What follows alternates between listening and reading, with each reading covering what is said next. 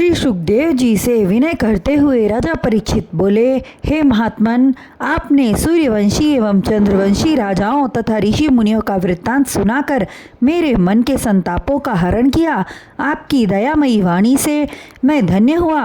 अब आप मुझ पर अपनी कृपा दृष्टि डालकर उस कथा का रसपान कराइए जिस यदुवंश में श्री कृष्ण जी ने अवतार लिया तथा भगवान श्री कृष्ण जी ने कौन कौन सी लीलाएं की। तब श्री सुखदेव जी बोले, हे राजन, भगवान श्री कृष्णचंद्र जी ने अनेक लीलाएं की। जितना मुझे ज्ञान है वह सब मैं सुनाता हूँ, ध्यान पूर्वक सुनो। आहुक नामक यदुवंशी राजा की स्त्री के गर्भ से उग्रसेन तथा देवक नाम के 2 पुत्र उत्पन्न हुए। राजा उग्रसेन अपने पिता की मृत्यु के पश्चात राजा हुए। एक बार राजा उग्रसेन की स्त्री पवन रेखा पति से आज्ञा लेकर भ्रमण करने हेतु अपनी सखियों के साथ वन में गई। वहां वह अपनी सखियों से अलग होकर वन में विचरण करने लगी। उसी समय एक कामी दानव वहां आया जो उसी वन में रहता था। पवन रेखा के रूप सौंदर्य को देखकर वह मुग्ध हो गया और राजा उग्रसेन का स्वरूप धारण कर पवन रेखा के सन्मुख जाकर भोग करने की इच्छा प्रकट करने लगा। उसके वचनों को सुनकर उसे अपना पति जान पवन रेखा उससे कहने लगी, है स्वामी, दिन में भोग करने से धर्म का नाश होता है। परंतु वह कामी दानव द्रुममालिका काम के वशीभूत हो रहा था, अतः पवन रेखा के कथन को न मानकर उससे भोग किया। तत्पश्चात अपने वास्तविक रूप में प्रकट हुआ।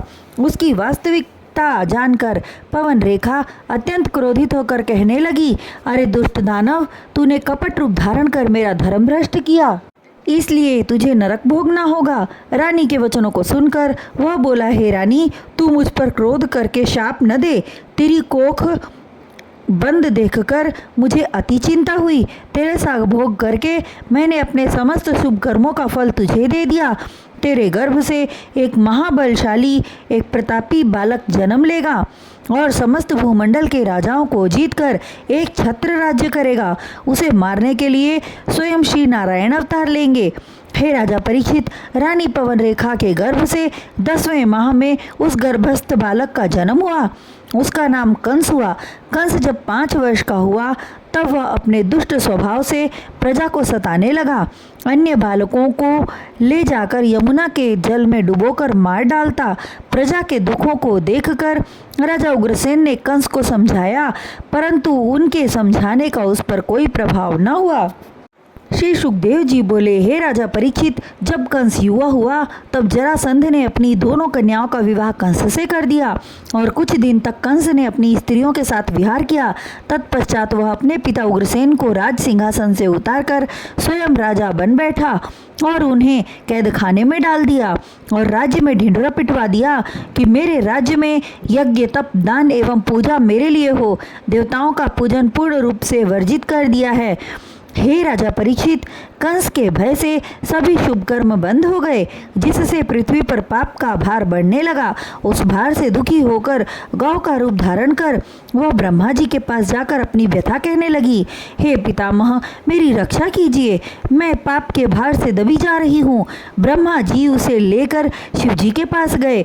तब शिव जी बोले, हे ब्रह्मा जी, पृथ्वी का भार उतारने की सामर्थ्य एकमात्र भगवान श्री नारायण में है। वे समस्त लोकों के स्वामी हैं, अतः आप उनके पास जाएं। शिव जी के वचनों को सुनकर गौरूपधारी पृथ्वी को अपने साथ लेकर क्षीर सागर के तट पर गए ब्रह्मा जी और भगवान श्री हरि नारायण की स्तुति करने लगे। उनकी स्तुति से प्रसन्न होकर भगवान श्री नारायण ने दर्शन देते हुए उनके आने का कारण पूछा। तब ब्रह्मा जी ने पृथ्वी की पीड़ा का वृतांत भगवान को बतलाया। तब भगवान श्री नारायण बोले, हे ब्रह्मा जी, मैं भूमि का भार हरण करने के लिए माता देवकी के गर्भ से जन्म लेकर यशोमती मैया के घर जाकर बाल लीला करूंगा और दुष्टों का संहार करूंगा। यह कहकर भगवान श्री हरि नारायण अंतर्ध्यान हो गए और ब्रह्मा जी अन्य देवताओं सहित अपने लोक को चले गए। हे राजा परीक्षित, कुछ काल बाद देवक ने अपनी पुत्री का विवाह वसुदेव से करने का निश्चय किया। देवक महाराज कंस के चाचा थे और कंस उनकी पुत्री देवकी को अपनी सगी बहन समझता था। अतः देवकी और वसुदेव का विवाह उसने बड़ी धूमधाम से किया और 15,000 हाथी, 1,800 घोड़े एवं वस्त्र आभूषण रत्न आदि दहेज में दिया और प्रेम पूर्वक रथ स्वयं रथ पर सवार होकर सारथी की भांति पहुंचाने जा रहा था कि उसी समय आकाशवाणी हुई, हे राजा कंस, जिस देवकी को इतने प्रेम पूर्वक विदा करने जा रहा है, तेरी इस बहन के 8वें पुत्र के हाथों से तेरी मृत्यु होगी। आकाशवाणी सुनते ही कंस के नेत्र लाल हो गए। क्रोध से उसका शरीर थर थर कांपने लगा और उसने म्यान से तलवार खींच ली और दांत पीसकर देवकी को मारने के लिए झपटा। उसी समय वासुदेव ने उसका हाथ पकड़ लिया और बोले, हे मित्र कंस, स्त्री का वध करना शूरवीरों का धर्म नहीं है। देवकी निरपराध है। आपको इसके गर्भ से उत्पन्न होने वाले 8वें पुत्र से भय है। आकाशवाणी मैंने भी सुना था। हे राजन, मैं आपको यह वचन देता हूँ कि मेरी स्त्री देवकी के गर्भ से जो भी बालक उत्पन्न होगा उसे मैं आपके पास पहुँचा दूंगा। यह सुनकर कंस बोला, हाँ, मैं जानता हूँ वसुदेव कि तुम सत्यवादी हो, कभी असत्य नहीं बोलते, किंतु जब तक तुम्हारा 8वां बालक उत्पन्न नहीं हो जाता तब तक तुम और देवकी मेरे कारागार जेल में रहोगे। यह कहकर उसने अपने सैनिकों को बुलाकर देवकी और वसुदेव को कारागृह में डाल दिया। कुछ काल पश्चात देवकी के गर्भ से प्रथम बालक उत्पन्न हुआ, जिसे वसुदेव ने स्वयं ले जाकर कंस के हाथ में दिया। कंस ने उस बालक को वसुदेव के हाथों में लौटाते हुए कहा, हे वसुदेव, मुझे तुम्हारे इस बालक से कोई भय नहीं है, केवल 8वां बालक मुझे चाहिए। राजा परीक्षित, कंस ने वह बालक वसुदेव को दे दिया। वे उसे लेकर लौट आए। उसी समय देवर्षि नारद कंस के पास आए और पृथ्वी पर 8 गोलाकार रेखाएं खींचकर सब ओर से प्रत्येक रेखा को 8वीं सिद्ध करके समझाते हुए बोला, हे कंस, जिस तरह इन रेखाओं में कोई भी रेखा 8वीं हो सकती है, उसी तरह देवकी का कोई भी पुत्र 8वां हो सकता है। यह कहकर नारद जी चले गए। तब कंस ने उस बालक को मंगवाकर मार डाला।